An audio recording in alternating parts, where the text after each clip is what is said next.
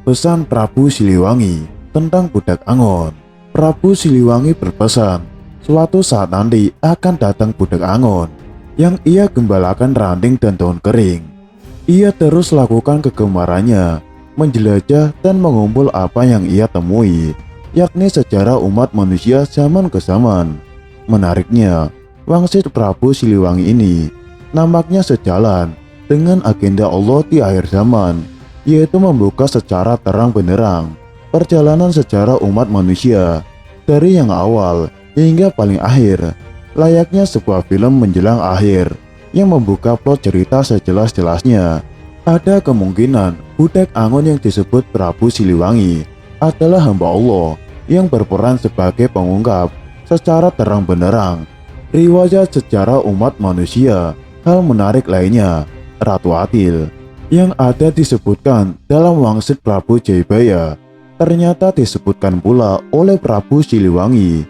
Bahkan nampaknya banyak kalangan menganggap bahwa sosok budak Angon adalah sama dengan Ratu Atil. Saya pribadi cenderung sepakat dengan pendapat tersebut, terutama karena nama budak Angon ataupun Ratu Atil lebih merupakan sebutan peran. Jadi ada saat dimana sosok misterius itu menjalani peran sebagai anak gembala, di saat lain menjalani peran sebagai raja yang adil.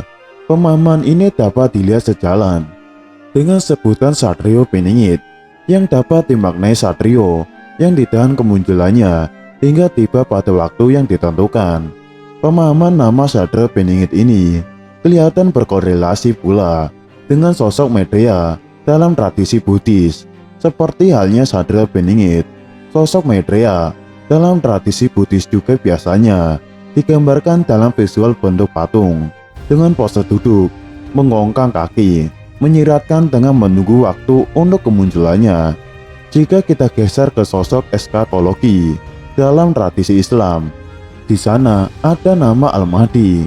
Nama ini pun pada dasarnya sebutan gelar. Mahdi artinya orang yang mendapat petunjuk. Satrio Beningit, budak Angon, Ratu Atil, Maitreya, hingga Al-Mahdi pada umumnya dipercaya dalam masing-masing tradisi sebagai seorang sosok nama anak muda. Ini bisa menguatkan asumsi jika kesemua nama itu merujuk pada satu orang yang sama. Mengenai siapa sesungguhnya sosok anak muda misterius ini adalah hal yang tidak akan diungkap sebelum tiba pada waktu yang ditentukan. Orang yang tahu esensi seperti Prabu Siliwangi ataupun Prabu Jayabaya tidak akan mengungkapkan, walaupun sangat mungkin bahwa mereka itu tahu. Prabu Jayabaya mengatakan bahwa hanya yang bersangkutan, Satrio Beningit, yang dapat mengerti ciri-ciri yang ia sebutkan dalam wangsitnya. Dengan demikian, nampaknya Prabu Jayabaya tahu siapa sosok ini, dan ia tahu bahwa suatu saat sosok yang bersangkutan akan mengenali dirinya sejatinya setelah menyadari bahwa semua ciri-ciri yang disebutkan dalam wangsit Prabu Jayabaya ada pada dirinya. Begitu pula ciri-ciri yang disebutkan dalam hadis Nabi Muhammad terkait Imam Mahdi, ciri-ciri Maitreya yang disebut dalam tradisi Buddha, ciri-ciri Kalki Avatara yang disebut dalam tradisi Hindu, dan ciri-ciri budak Angon yang disebut dalam wangsit Prabu Siliwangi. Pokoknya, si pemuda misterius ini akan mendapatkan penggambaran dirinya dalam semua wangsit yang disampaikan para pendahulunya, sehingga tidak mungkin ia tahu siapa dirinya yang sesungguhnya.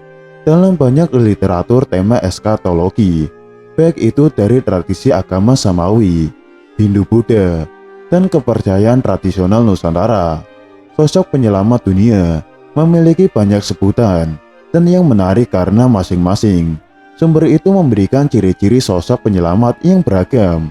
Dan yang mengagumkan adalah karena ciri-ciri itu sangat spesifik. Misalnya, tradisi Islam menyebutkan Al-Mahdi memiliki ciri-ciri tai lalat di pipi.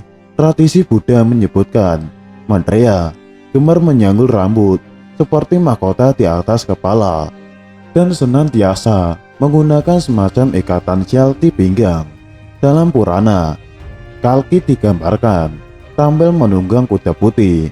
Yang menarik, penggambaran penunggang kuda putih ada juga disebutkan dalam nubuat Yohanes dari Platnos, terekam dalam kitab Wahyu, yaitu tentang nubuat 4 penunggang kuda, The Four Horsemen. Namun saya telah membahas hal ini dalam video sebelumnya, bahwa penunggang kuda tersebut kemungkinan merujuk pada Nabi Muhammad. Menurut saya, kemungkinan ada 2 penunggang kuda putih, satu merujuk pada Muhammad, yang kedua merujuk pada sosok penyelamat di akhir zaman. Diksi kuda putih kemungkinan merupakan bentuk analogi, seperti halnya penunggang kuda merah, hitam, dan kuda pucat dalam nubuat Yohanes. Selain ciri-ciri fisik dan penampilan, juga ada ciri-ciri kebiasaan. Dalam tradisi Buddha, Maitreya digambarkan menjadi tempat pengakuan dosa, konseling, memberikan bimbingan atau nasihat, dan di lain waktu menginspirasi para scholar atau saintis dengan kecerdasannya. Kecerdasan yang dimiliki Maitreya dapat kita lihat berkorelasi dengan budak Angon yang disebutkan dalam wangsit Prabu Siliwangi sebagai seorang penulis dan peneliti sejarah yang disimbolkan dengan ungkapan penggembala ranting dan daun kering, mengumpulkan sejarah dari zaman ke zaman. Yang terpenting ialah adalah manusia biasa. Tradisi Islam menyebutkan ia yang tercerahkan dalam semalam. Dalam Theravada dikatakan Maitreya terlahir dari berpores di awal hidupnya seperti manusia kebanyakan, lalu mendapatkan penjarahan dalam kurun waktu ribuan tahun. Katakanlah sejak sosok ini dinubuatkan Buddha Gautama, setidaknya pemahaman tentang sosok misterius ini memang melahirkan banyak versi narasi. Situasi seperti ini tentunya umum terjadi. Ada pendapat mainstream, dengan ada pula hadir pendapat tidak biasa. Bentuk pendapat tidak biasa yang umum hadir menyatakan bahwa sosok penyelamat akhir zaman itu adalah sebuah konsep abstrak. Setiap orang adalah penyelamat untuk dirinya sendiri. Kurang lebih seperti itu maksudnya. Pertanyaannya, mau dikemanakan semua pesan nubuat orang-orang suci terdahulu, Buddha, Muhammad, dan lain-lain, yang secara sangat jelas mengutarakan ciri fisik?